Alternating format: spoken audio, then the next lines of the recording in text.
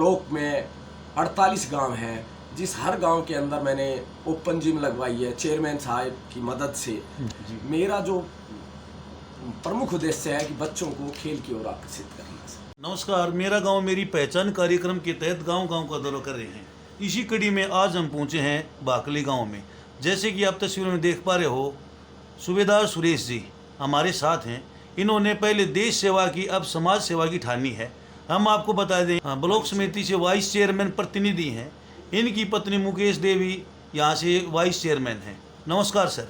नमस्कार सर, पहले आपका हमारा परिचय सर, मैं रिटायर सूबेदार मेजर सुरेश कुमार, भारतीय सेना के अंदर मैंने 30 साल 1 महीने की सेवा की जी। 30 साल 1 महीने की? हाँ जी। और मैंने पूरा अपना टैलेंट भारतीय सेना को दिया। सर, जैसे आपने पहले देश की सेवा की, अब समाज सेवा की ठानी है, तो किस मतलब आते ही शुरू कर दिया था समाज सेवा में, या किस तरह का? सर, मैंने छोटे लेवल पे ग्राम गांव में आने के बाद मैंने गांव की सेवाएं शुरू करनी। जैसे हमारे शमशान भूमि में जी 2 टीचर जो हमारे पहले लगे हुए थे, सक्रिय थे, उन्होंने बोला कि अंकल जी हमारी मदद करो, तो हमने वहाँ पे पेड़ पौधे लगाए, गांव के पेड़ पौधे लगाए।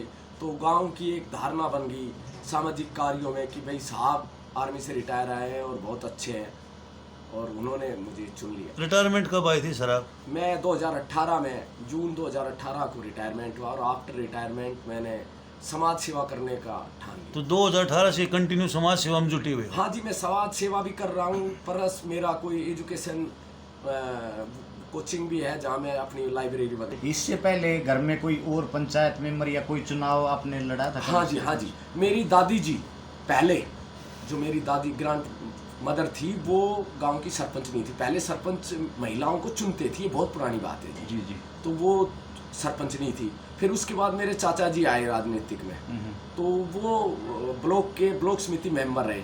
फिर मैंने उनकी, जब मैं रिटायर हुआ तो उनकी विरासत मैंने ले ली जी। तो मैंने, मेरी वाइफ ने इलेक्शन लड़ा जी, और उनकी एक अच्छी बेदाग छवि थी, वो पढ़ी लिखी है जी, और समाज में समाज सेवाओं में हिस्सा लेती है, मंदिर वगैरह के धार्मिक कामों में। क्या सोच है इस एरिया में? काम किस तरह के काम चाह रहे हो आप? कितने काम हो पाए आपके?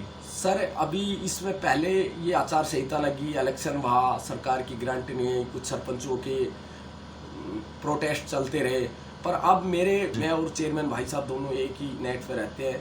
तो पूरे 48 गाँव में, चाहे किसी मेंबर के अंदर 1 गांव हो या 3 गांव हो, पर हमने पूरे 48 जो नाड़ ब्लॉक के हैं उनके अंदर ओपन जिम लगवाई।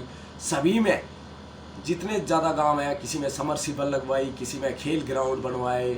मेरा जो ज़्यादातर ध्यान है, गलियां वगैरह तो सरपंच भी बनवा लेंगे सर, और टूटती भी रहती है। तो सर, आपके जैसे वार्ड में 48 गाँव लगते हैं, खेलों की बात करते हैं, किस तरह की अचीवमेंट्स अभी तक 1.5 साल में पहले से कुछ बढ़ोतरी हुई है? हाँ, अभी फिलहाल मेरे गांव की एक नेशनल जिम्नास्टिक में, जो राई स्पोर्ट्स स्कूल में पढ़ती है, उनको मैंने सम्मानित करवाया अपने विधायक के द्वारा, और उनको पारितोषिक भी दिलवाया और बच्चों का हौसला बढ़ाया। अभी हाल ही में एक मेरे गांव का लड़का कबड्डी के अंदर, मैंने उसकी सर्टिफिकेट देखने की मैं सोच रहा था, वो आया था मेरे पास कि बाबा मैं ये लेकर आया हूँ। मैंने कहा बेटा देखता हूँ मैं तेरा किस लेवल का सर्टिफिकेट है।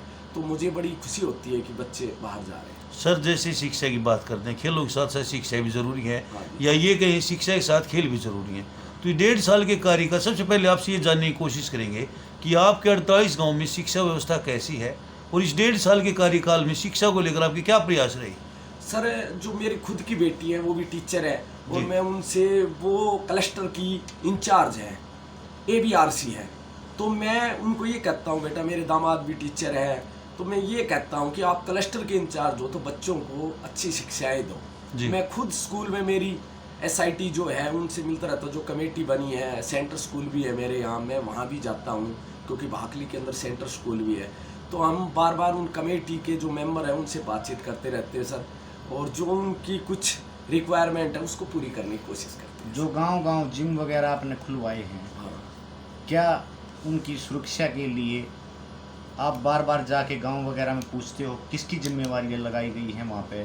कितना क्या कुछ एक बार देखा है आपने ग्राउंड पे जाके? हाँ, किस तरह? सर, कुछ में लग चुकी है और कुछ में लग रही है जी। मतलब कुछ में अभी चल ही रहा है, मतलब उन्होंने अपना लगाया है। लोग कितने जागरूक हैं उनको लेके? उनको लेके जागरूक है सर। हम क्या करते हैं सर, जो सरपंच होते हैं उनसे हम प्रस्ताव लेते जी। हैं तो इसके बाद हमने लगा दिया, वो सरपंच की जवाबदारी जी। है उसका देख रेख करने की पूरी। बिल्कुल, और बिल्कुल। मेरे मेंबर हैं वो भी अपना काम बताएंगे बार बार कि हमारा ये काम है। सर जैसे एक मिनट रुको सर, जैसे आप आर्मी में आपने 30 साल 1 महीने जॉब की, तो क्या आपके 48 गांव लगते हैं, 48 गांव में देश सेवा को लेकर युवाओं को जागरूक करते हो, को जागरूकता अभियान शुरू किया है?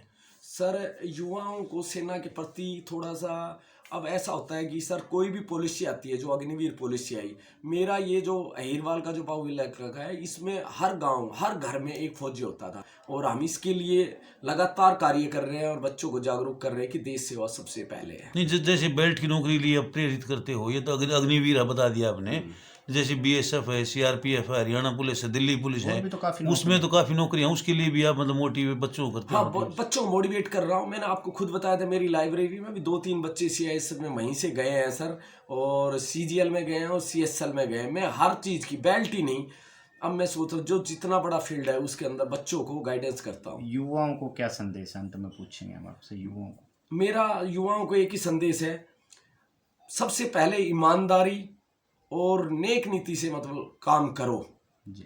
और ज़्यादा जल्दी में फल की इच्छा मत करो।